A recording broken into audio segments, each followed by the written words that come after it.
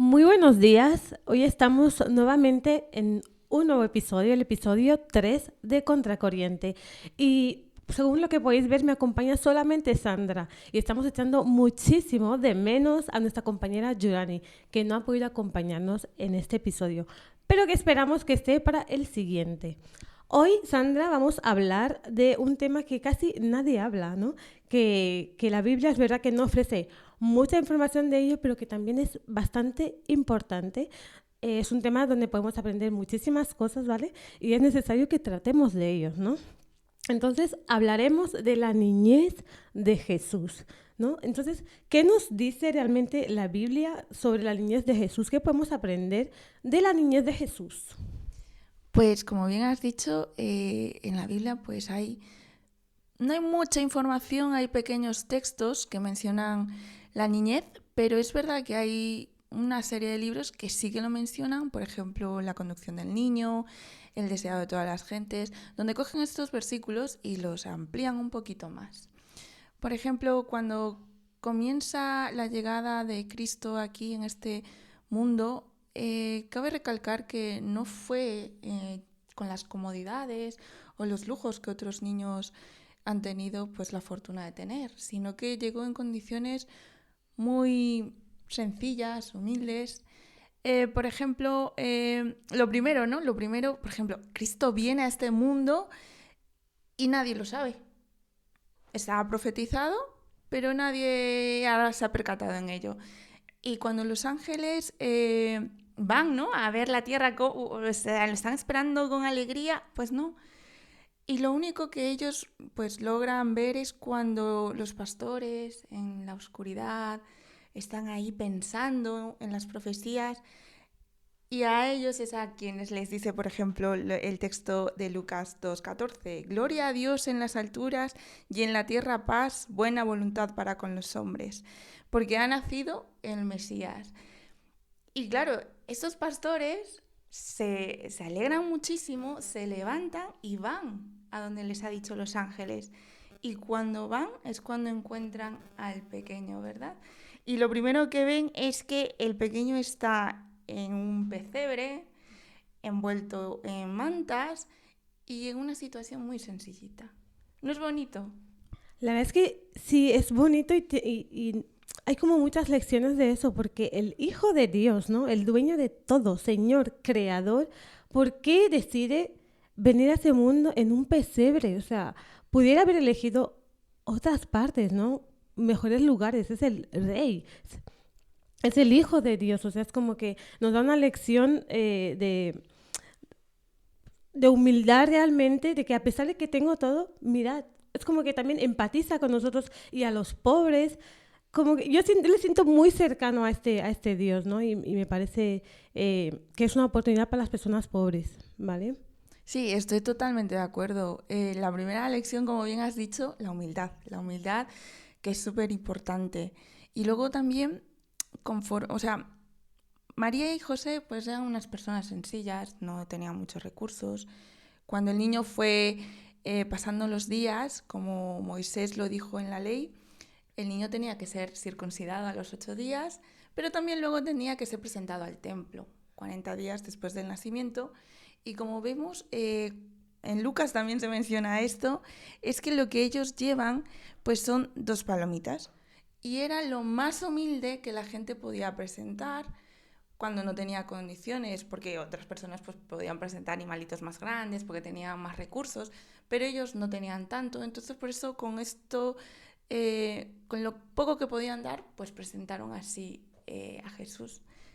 Sí, entonces lo de presentar al niño también es otra enseñanza, porque gracias a Dios a los niños, o sea, nos ha enseñado con eso que han hecho a Jesús, que a los niños se les tiene que presentar a Dios, o sea, una vez nacer, tenemos que presentar a los niños para que conozcan a Dios, que Dios les conozca y a partir de ese momento empezar a darles el conocimiento de Dios adaptado, obviamente, a su cerebro en desarrollo, ¿no? Me parece muy importante eso porque hoy en día mucha gente no lo hace, mucha gente no sabe que a los niños pequeños, en lugar de bautizarlos, lo que hay que hacer es presentarlos a Dios, porque ellos realmente no tienen la capacidad de decidir si realmente te quieren bautizar o no, no están capacitados para ello.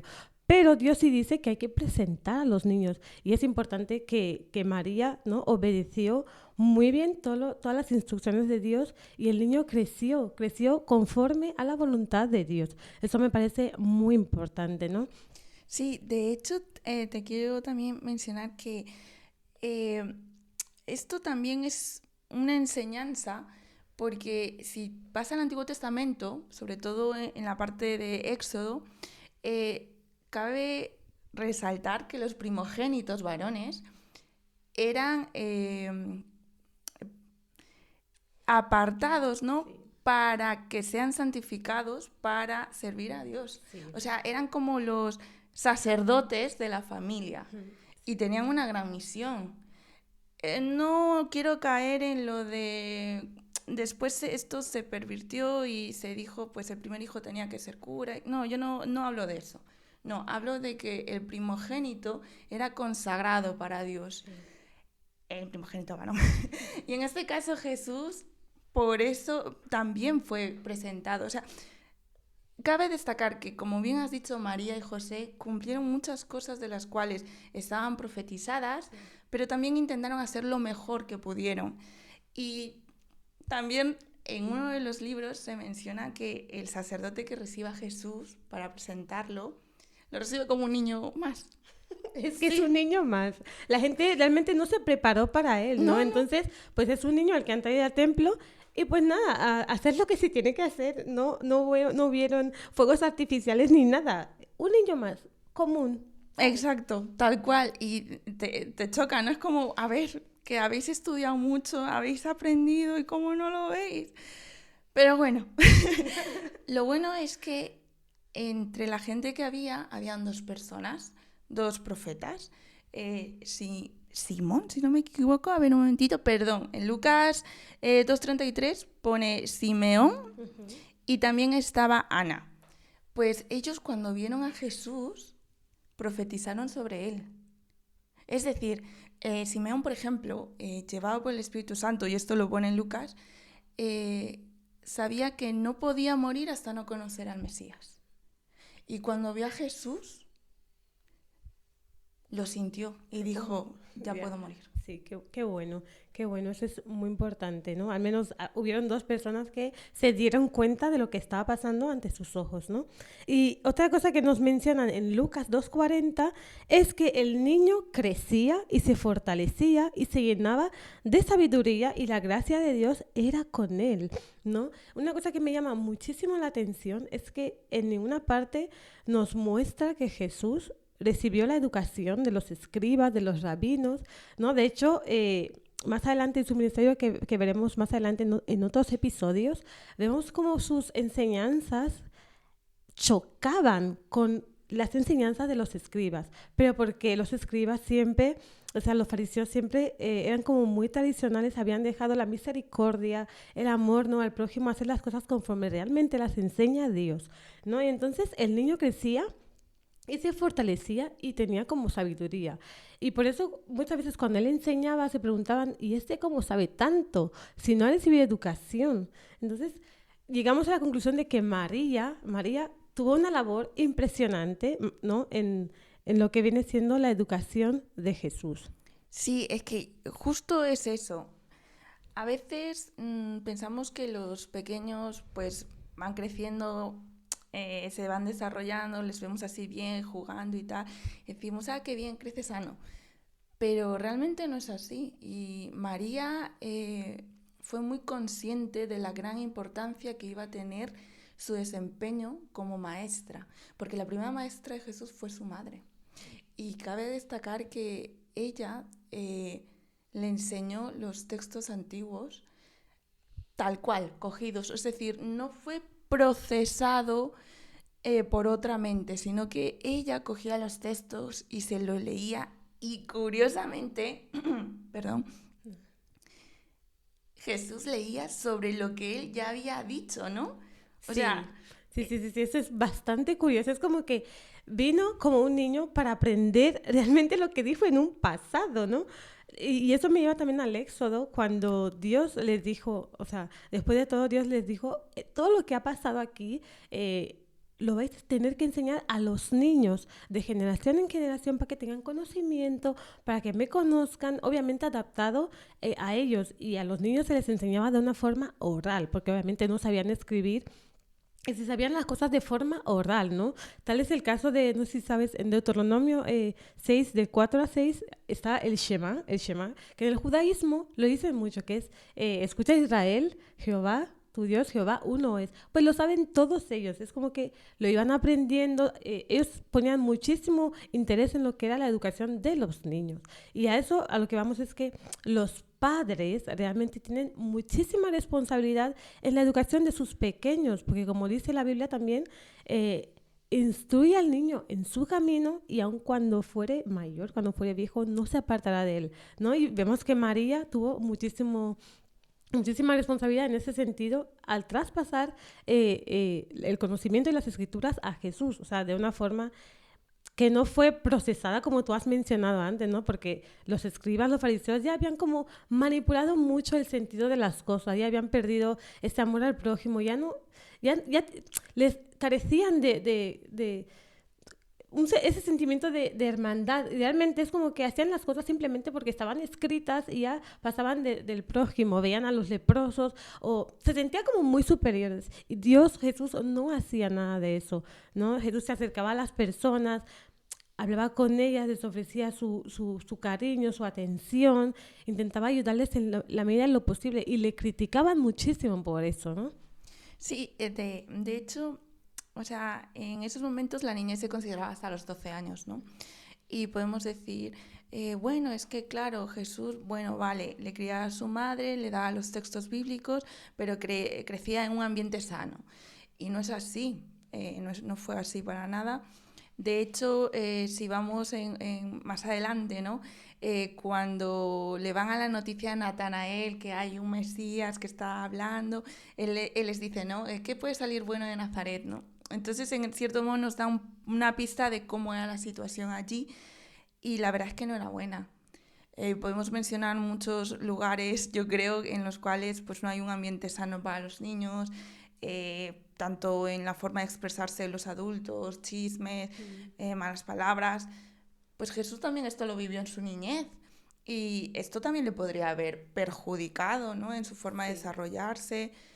Pero no, ahí también nos dice, mira, Jesús, aún en esa situación, como una flor que crece en medio de hierbas que puedan dañarle, pues no, floreció, ¿no? Creció de forma con dificultades y tal, pero a pesar de todo venció esas pruebas iniciales que tendría en su niñez, pero sobre todo recalcando que María pudo ayudarle bastante, indicarle, porque ahí al fin de cuentas en esos momentos es cuando se establecen las bases del carácter que va a tener.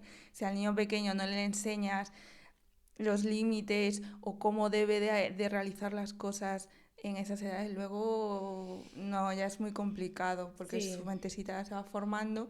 Y también es verdad que los niños cuando son más pequeños son más impresionables porque están recién aprendiendo y cuando tú le cuentas a un niño sobre los milagros, no sé si te ha pasado que cuando le hablas y le cuentas, por ejemplo, la historia de Moisés, el Jordán, cómo se dividen las aguas, los niños, ¡oh! ¡Madre mía! Lo curioso es que hasta hoy me pasa eso. A mí, Exacto. cuando leo el Éxodo y digo que se ha abierto, es como, no me lo puedo creer. O sea, es una cosa tan impresionante lo que pasó. Pues yo me imagino que los niños también, obviamente. Claro, Sí. es que los niños se impresionan y justo en esos momentos que tú le hables, digamos que le vas transmitiendo esas maravillas, su corazón y su mente se va construyendo, digamos, con buenos bloques. Y cuando ya sea más grande, pues ya tiene asentado y ya, digamos que es más sensible a las cosas espirituales. Sí, qué bueno. A mí me ha llamado la atención lo que has dicho de Nazaret, ¿no? Porque, como menciona Natanael, que ¿acaso puede venir algo bueno de Nazaret? Y eso nos da a entender que Nazaret tampoco era el cielo. O sea, Jesús fue ya no solo que nació en unas condiciones pobres, sino que Dios le puso ahí en medio de Nazaret como para que nosotros aprendiéramos que las circunstancias no tienen por qué determinar nuestro futuro, ¿no? Jesús pasó por todo. Y también nos cuentan que sus hermanos, o sea, los hijos de José,